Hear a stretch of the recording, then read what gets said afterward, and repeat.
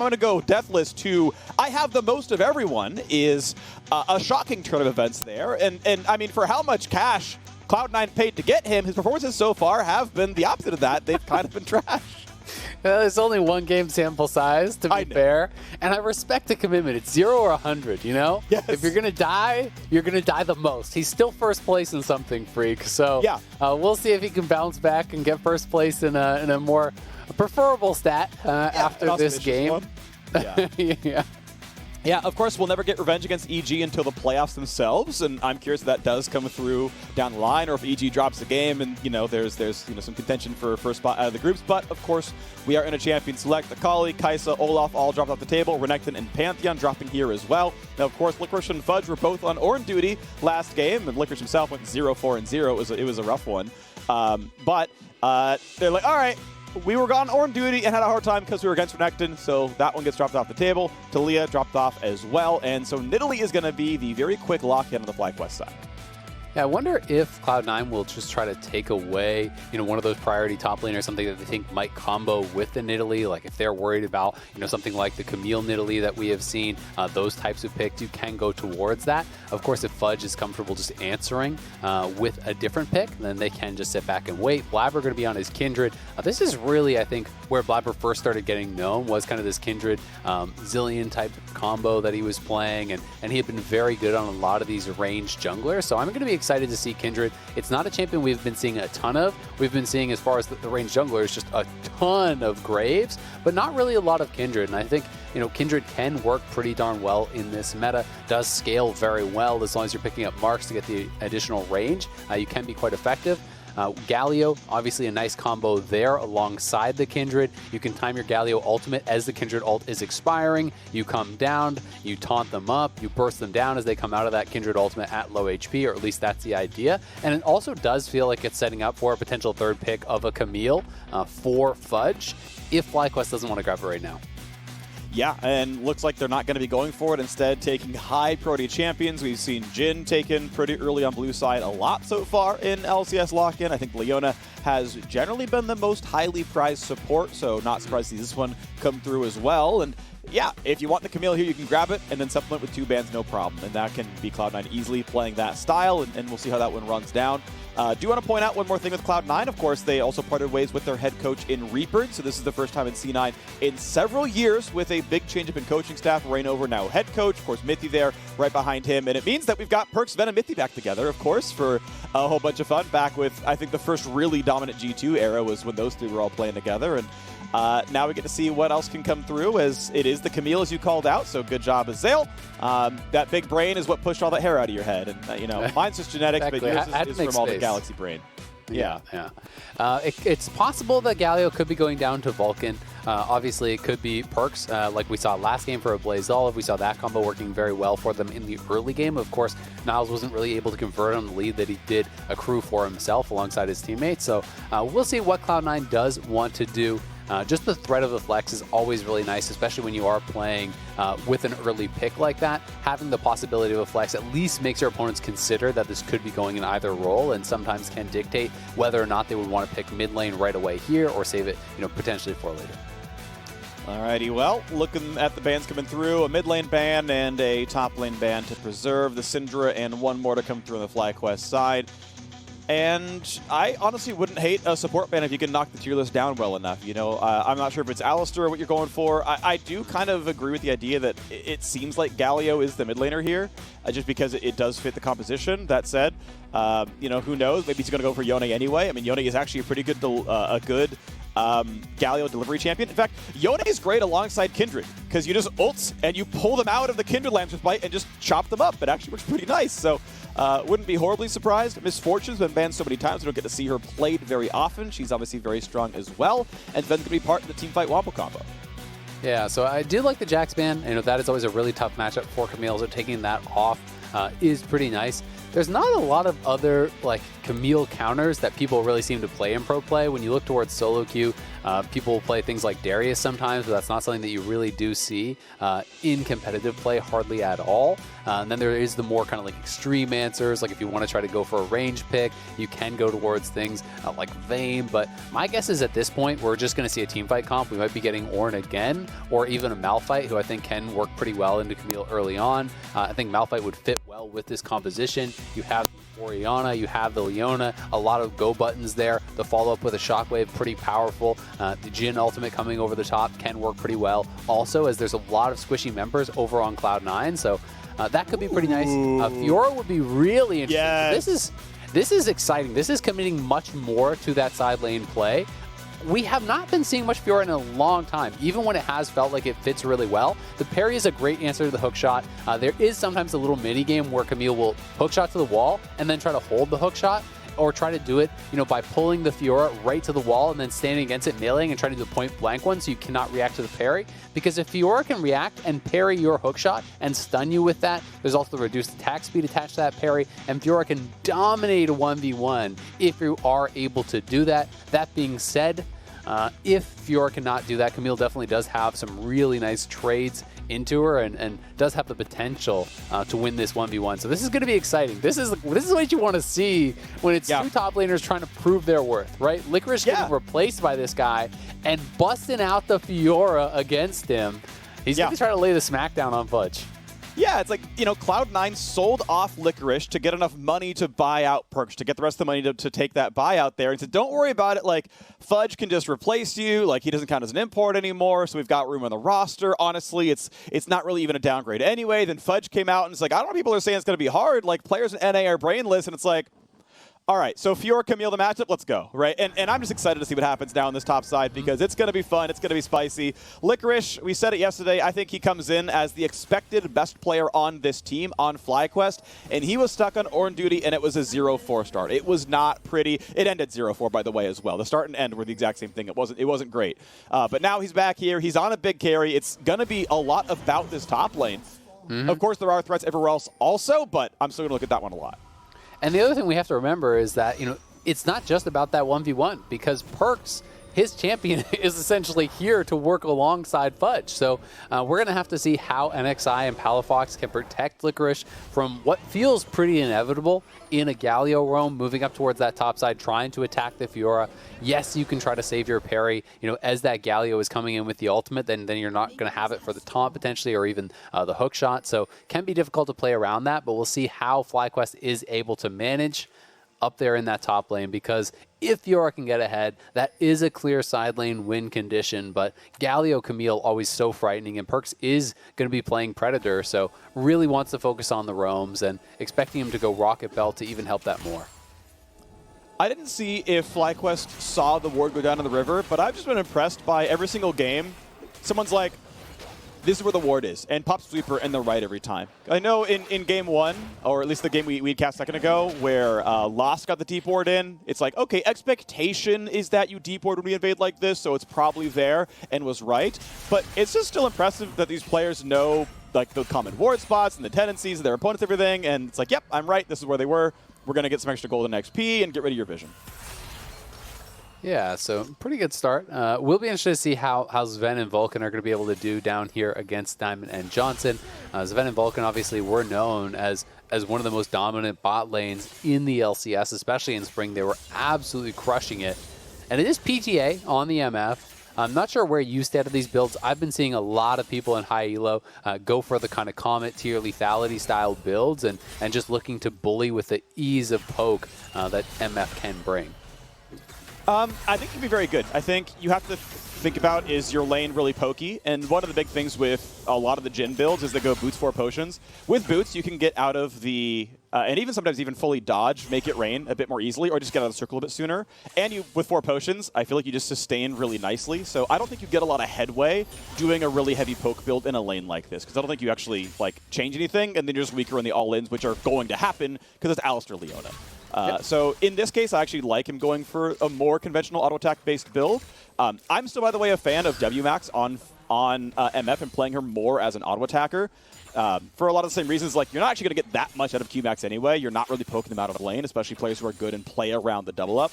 But regardless, we do have junglers near the top side as Kindred's already here ready to fight for top scuttle. Nidalee not far behind. Both top laners have already warded that brush so that they know what's going on. But it's been Licorice ahead so far in the matchup. Blabber fighting over this one. Perkz shows up first, but the Orianna's close behind. Licorice now going to be here as well. Smite fight going to ensue. And it's going to go to Blabber. Picks up the first mark. Licorice getting a bit low, but there's a fight in the bottom side. They have gone in for Johnson and the chase. There's press the attack. There's all the damage, and that's why you build for damage up front. Diamond can only try to walk away. Vulcan called it. Sven followed up, and first blood in the bottom lane. Really nicely done. You can also see the use of the phase rush, allowing Vulcan to catch right back up with Johnson, who did flash and heal to try to escape, but not able to get out of there. So Cloud9 winning on both sides. They get the scuttle on top. They kill off Johnson down in that bot lane, and they get Sven to have the kill. So here it is one more time. Johnson just stepping forward a little bit too far, and Vulcan finding the opportunity to actually go for this. As Johnson, I think he just wanted to step forward to actually get that 4-shot onto Sven, but Vulcan sees the opportunity, the flash shield comes out, but as you can see, you proc the phase rush immediately, and then while the E is charging up, he just catches right back up, slaps the Jhin, and sets up Sven for that easy kill. And then up on that top side, here is the replay on this. The smite is nailed there by Blabber. You can see the parry came out from Licorice, but they just had to go back into a full retreat, and knowing that they were pretty far down on health.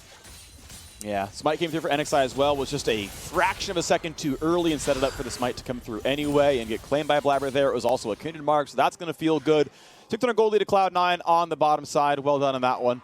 Vulcan, obviously, again, a good job finding the headbutt pulverized. Johnson didn't flash the headbutt. He flashed after the stun. And as you mentioned, yeah, phase rush makes you chase that one, so no big deal. So bot is slow pushing. What we saw in the previous game was the fact that, you know, you can take the slow push, put it under the turret, and then use that to go for the dragon. In this case, obviously, they're not going to be denying much farm. Sven feels reasonably safe.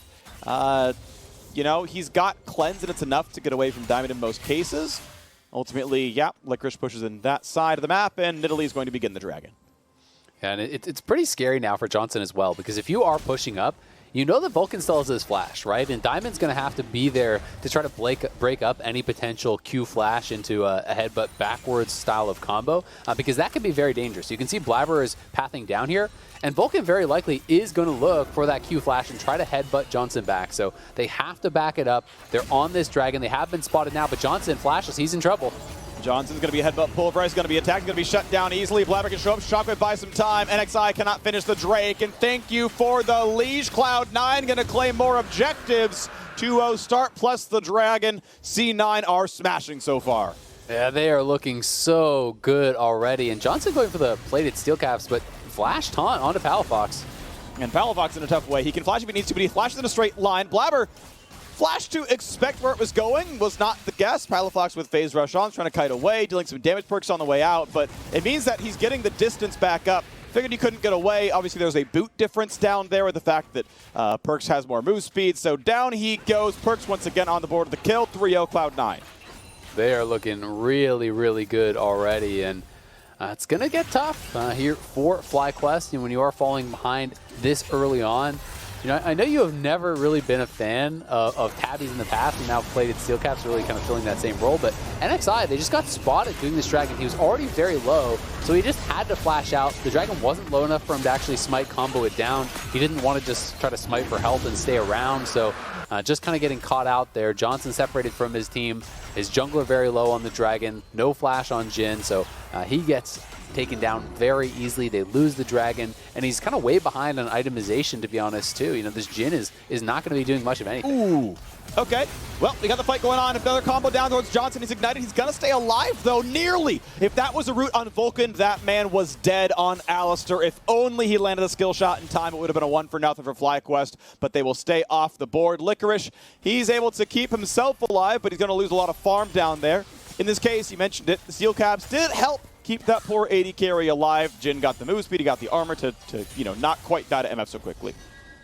Yeah, that was just a really nice roam, though, as well from Perkz. You know, one of the things, if you're looking at the health, it doesn't seem like Fudge was really in any problems, but if you get that wave stalled out, Fudge was out of mana. So if you're out of mana and you're kind of stuck in that awkward position, Licorice could actually take an all-in and probably kill you. Fudge, you can see his ultimate was already on cooldown. He had missed his hook shot. So that was actually a pretty critical roam there from Perks to reset the wave from Fudge, to really help him out because he didn't have TP, he didn't have any mana, and in that 1v1 in that position, you are either going to get the wave frozen on you or you're going to get killed by Licorice. So a good job by Perks helping out Fudge, who was having a little bit of trouble in that 1v1. And now a fight for the top Herald as that one spawns up. We've got the supports roaming over. The AD carry's doing the same. Now Sven's in base walking over, but even Jin is already like past the move at this point. This Herald's about to leash though. 300 health left on that one. The eye can be popped. Still not in smite range for a while though, and just be careful it doesn't pull aggro too many times. But now the top end is showing up. Licorice and Fudge do battle. Herald gonna get the health all the way back up. A stun's gonna land. Big shots towards Fudge, but careful because Vulcan can show up for a bit more. Diamond up to half HP as now it's Blabber's turn to fight Big Chelly. Is there an engage? All 5 members of both teams are here still fighting over this one. The chance at getting some plates. Minions dying across the board and the other lanes, of course. But Herald may well give 300 gold over if someone can win that fight. Still waiting for the battle to come across. Shockwave is up. Most ultis are gone for C9 side, but Sven's almost there. Regardless, Blabber gets the smite, gets to take it. And FlyQuest spent a lot of time getting topside and get absolutely nothing for it. Yeah, and they were there first too. They just weren't actually willing to commit to the play. They had the ball on Diamond. They had Shockwave available. But I just think Diamond wasn't sure they could actually connect a Zenith Blade over onto Blabber, who could just use the Dance of Arrows to potentially dodge that. So instead, he kind of just ended up walking through the river, losing half or more of his health to that Kindred before the fight even started. And then at that point, when Sven arrives, there's not really much of a fight to even take for FlyQuest. So they're kind of just getting out-skirmished at this point. Cloud9 winning out in small ways, repeatedly over time, extending this lead. They're now up 1.5k. They've gotten the Herald to be able to try to extend that even further. And they've already taken the first dragon, so we could see them just try to drop Herald and use that to try to grab the second one for themselves as they set up for this play, potentially onto Palafox, who could get engaged on if he steps a little bit further forward. Is there a Hex Flash play? He was just about in range for Hex Flash, had a bit pulverized, but doesn't go for the move there. Palafox going to be able to just sit there in the mid lane. Was flashless, only Shockwave for defense, but not going to mean too much. A CS lead in the mid lane. Gold difference for the team, still 1,400. Not abysmal, but a fairly rough start. Gale Force done here for Blabber.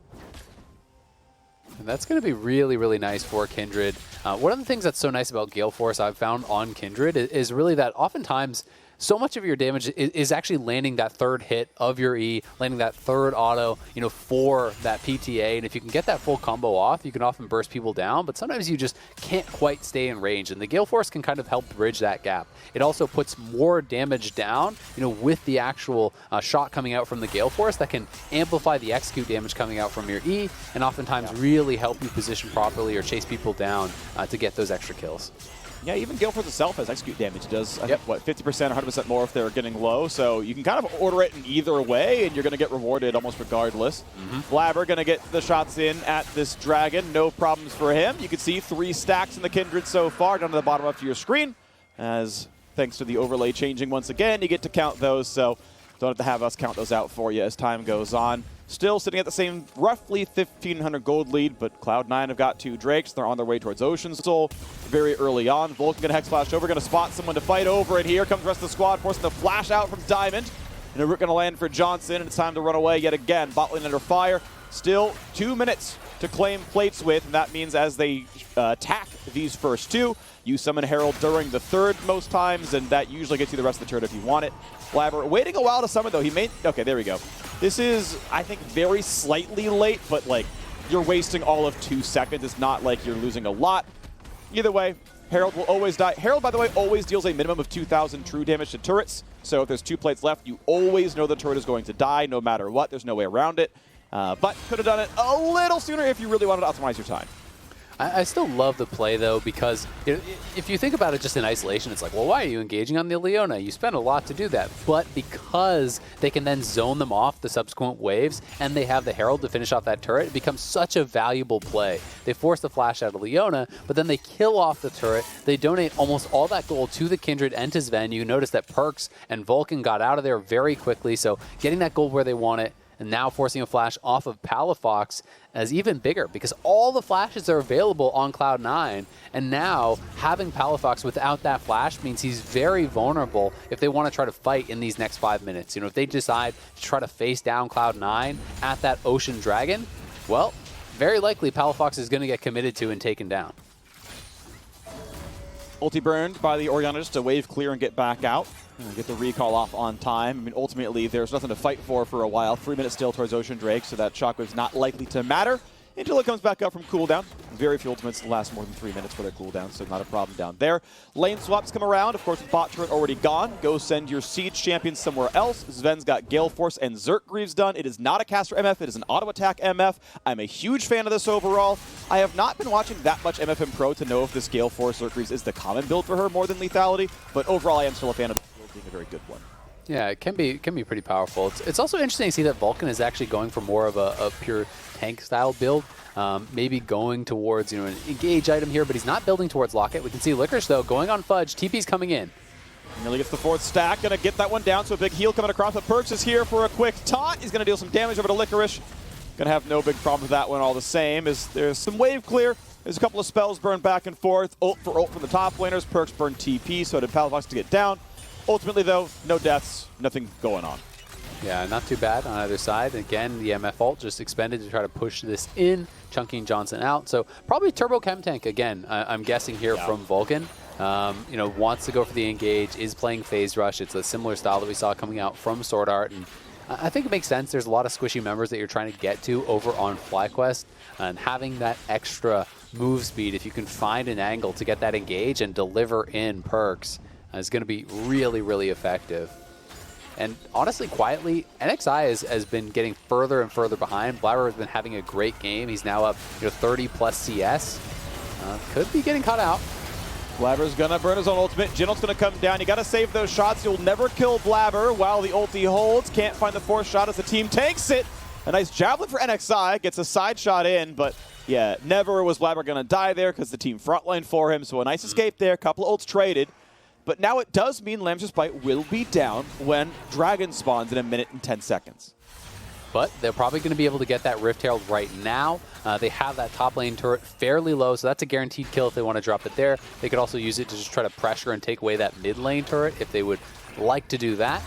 Blabber is really having a strong game. I mean, he's on 5 marks. In competitive, that is very, very fast to be getting to 5 marks this early and having a tremendous amount of farm at this point. I mean, he has more farm than his top laner, almost as much as his mid laner, and he's playing a scaling jungler with a bunch of marks, so he already has the extra attack range. He's going to be a monster in these team fights. Having the Gale Force done already will be interesting to see where exactly he does want to go next. There's a lot of different options. Some people like the rapid fire. Sometimes you can go towards Hurricane.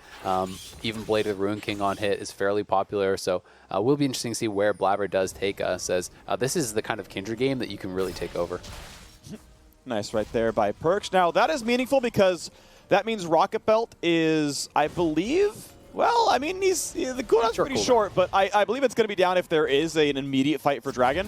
Ultimately, it's going to stop a recall. It's going to buy you another 7 seconds of Palafox not being there in time, but, you know, could theoretically be punished for that play. Ultimately, it's going to be fine. Looks like no one's going to contest anything. Blabber's going to get a soul of this Dragon, no problem. So, you know, can't hate ultimately.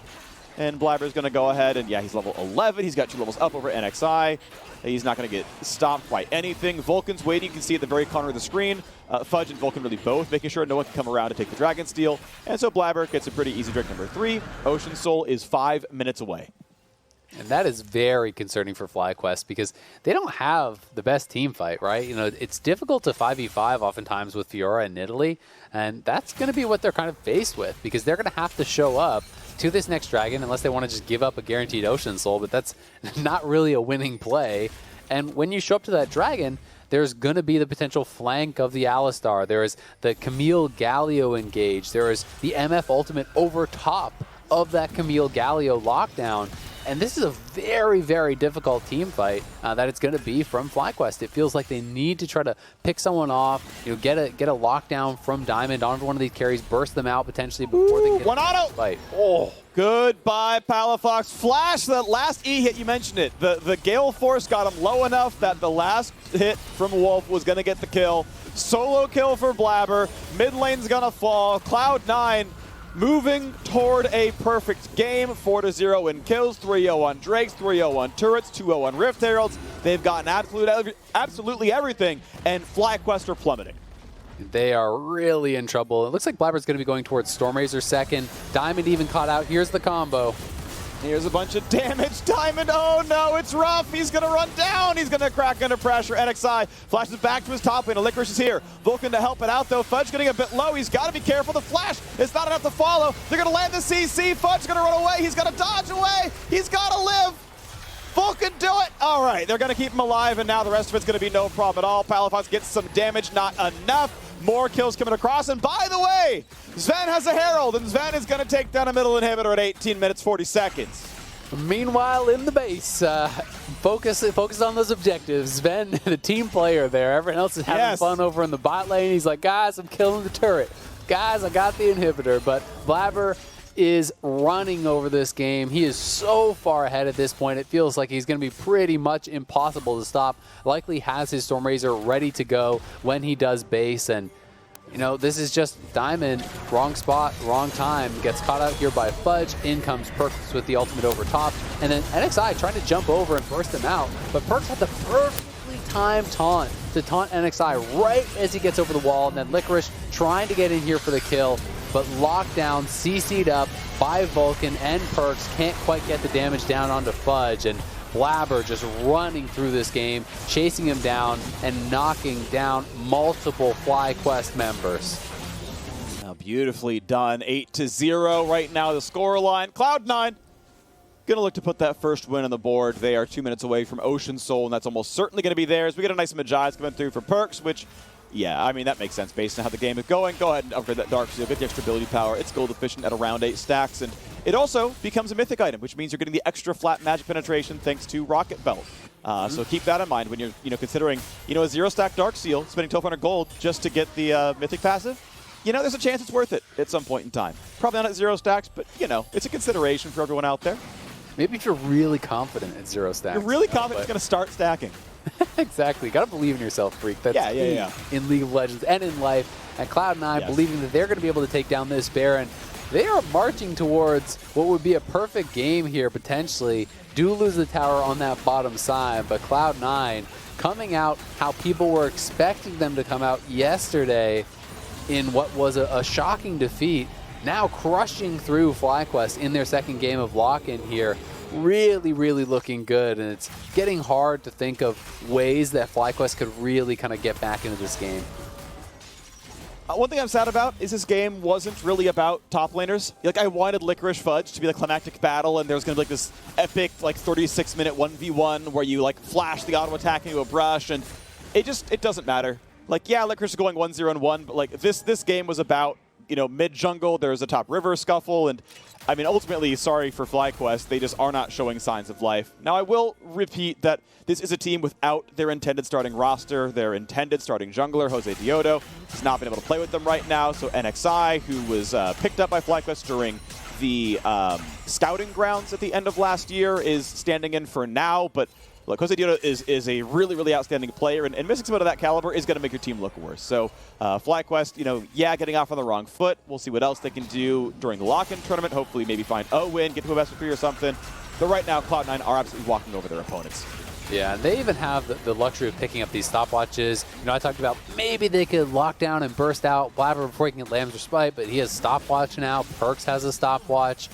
When your opponents are so far ahead that they're outpacing you as far as the damage itemization and can stop for those luxury items like stopwatches, I mean, this is going to be an uncontested Ocean Soul when you're already 10k down. It feels pretty much unwinnable at that point, given the caliber of team that Cloud9 is. Licorice trying to make something happen, though. Tries to make the big play on his Sven. He's going to get big healing, but it's not going to be enough. Ignite cuts it by 60%, and Sven finds the kill. And now NXI tries to kite away. Doesn't get stunned, but he's still trapped in the ultimatum. That's a double kill coming across. No way to get away from that one. So it's 10-0. Ocean Soul is in. This is likely a perfect game here, and a fast one at that. 22-30. Perks zipping in towards the base to find maybe some damage.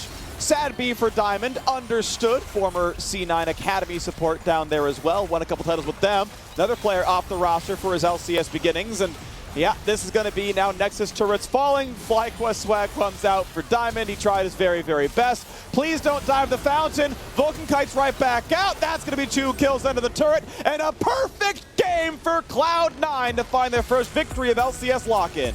Great oh, they bounce lost the turret. back It's from not. them. They lost the turret. No! A deathless game for Cloud9 on their way to a victory on this I was going to give it to you. You know, I was going to suddenly later on ask, are we counting the turret? You know? Yeah. So really, it was about the top lane freak because Licorice took the bot lane turret in that 1v1 against Fudge. So Licorice gets the moral victory of not getting perfect game, but Cloud9 crushed through this game against FlyQuest. Really looking strong in this one. More what people were expecting. So Perkz may not be deathless in the entire tournament, but he was deathless in this game.